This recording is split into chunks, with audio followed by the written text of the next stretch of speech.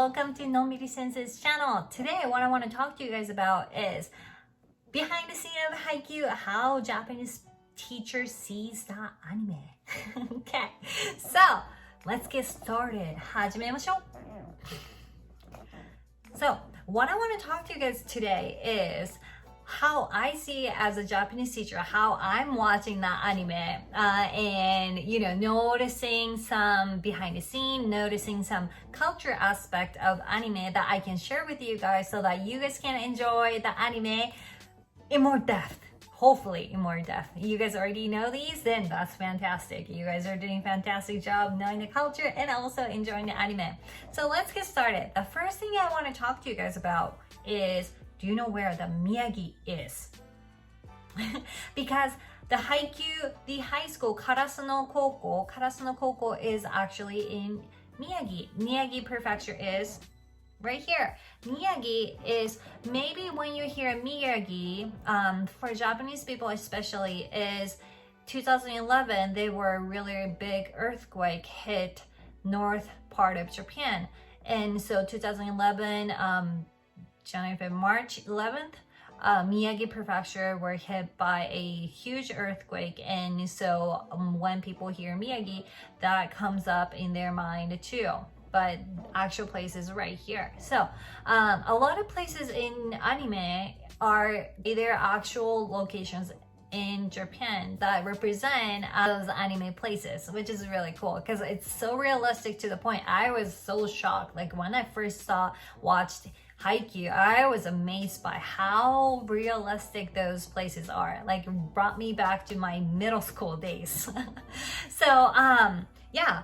So Miyagi is right here. So Hinata and Kageyama, everyone, all the high schools, Koko, Karasuno Koko is actually from this area of Japan. The other thing I want to talk to you guys about, or what I noticed, is this logo. Almost every character have a logo on their shirt. The feet, and then a ICS, ashiksu. Ashiksu. Ashi means leg in Japanese, so A6, right? That logo is A6, ashiksu. It's kind of it's kind of funny how the author put a lot of similar sound Japanese word into a real thing into the anime. The other thing that I noticed that do the similar things were the drinks, like Pocari Sweato. Pocari Sweato, if you don't know, what is sweat, right? Nobody says, what is sweat? That sounds nasty, right? Well, it sounds not present, but drink itself is really good. It tastes like a Gatorade. It's a little bit salty water, but they call it Pocari Sweato. In the anime, they call it Potari Sweato. The logo itself is really similar too, but they changed the logo slightly so that they are, people will notice those are the real ones, but they try to change it, Potari Sweato instead of Pocari Sweato. And then other ones too, right? Like those drinks that they have it on every time they go to competition or on their practice. This is actually what I was carrying when I was in middle school too. I was a table tennis ping pong player back then for a little bit. And when we were doing practice, especially in summer, we froze this in a freezer so that summer in Japan are so humid and it's so hot. So when we bring it to school for practice, it will melt and become like a slushy, and tastes really good. So it's kind of like a tips that we did back in I was in high school and middle schooler. We did that, and so those things that people do in anime are actually what Japanese people do in Japan. So it's really cool. Like attention to detail. It's fantastic.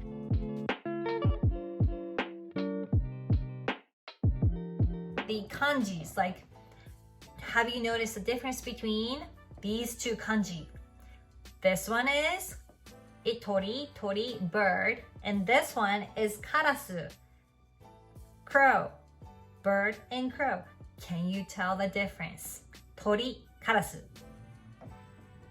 Right, the difference between these two are the line inside a box. This one have a line inside, this one do not. Therefore, a lot of times, especially in the beginning of the anime, they talked about how people misread karasu no koko into tori no koko because karasu and tori, a crow and bird, kanjis are so similar. That's why people are misread those. And other thing related to kanji was fukuro dani, fukuro. Fukuro is owl in Japanese, and the owl kanji looks like this. So bird on top of a tree, which is kind of makes sense, right? Where the owl is, when people hear owl, where they are at is on top of the tree.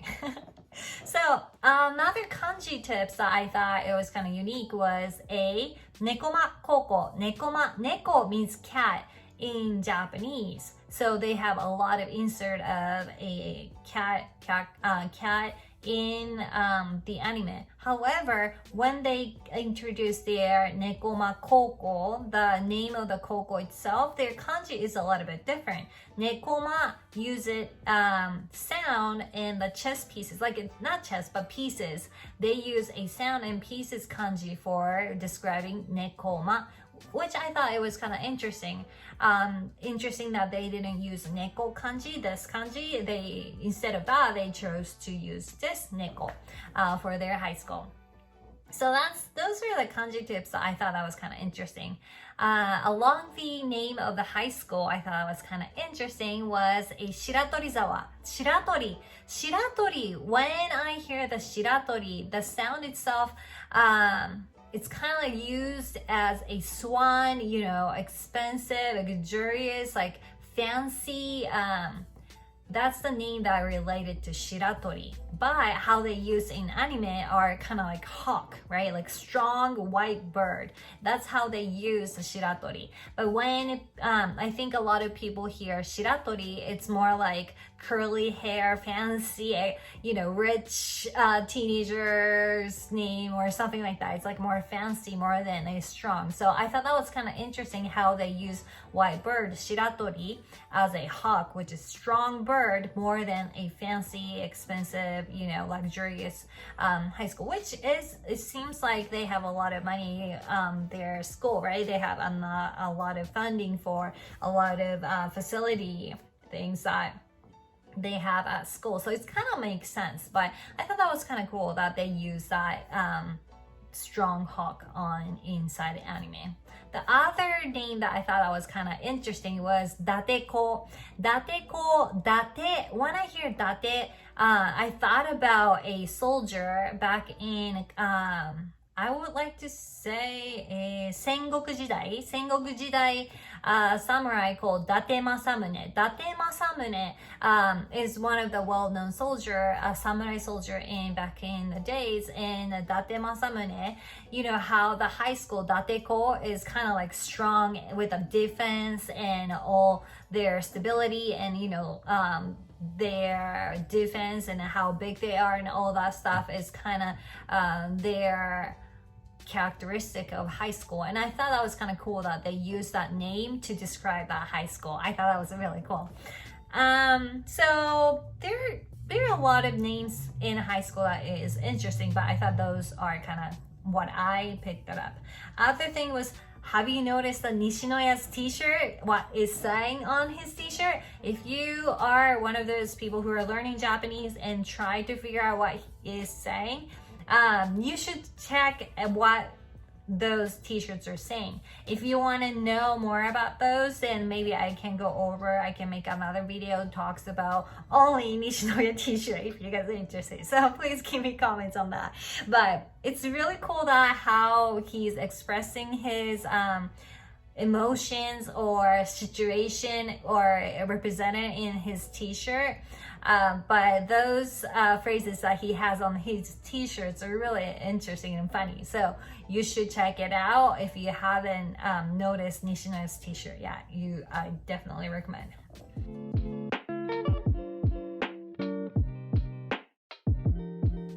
So if you see all the competition, the banner is how cheering, you know, each schools are cheered by their school students, and also they have banner. Each school have banner that goes with their school, and sometimes they fit exactly how the schools are, and sometimes they're totally different from how the teams are versus their banner, right? Remember the couple episodes that they were talking about one of the teams in Haikyu?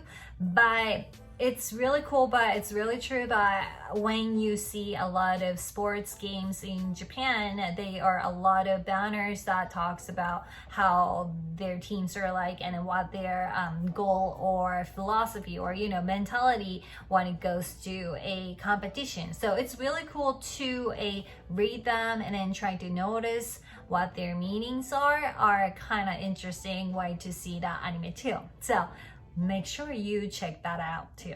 And like in Haikyu, there are a lot of people who are really into sports during their high school years and middle school years, even college days.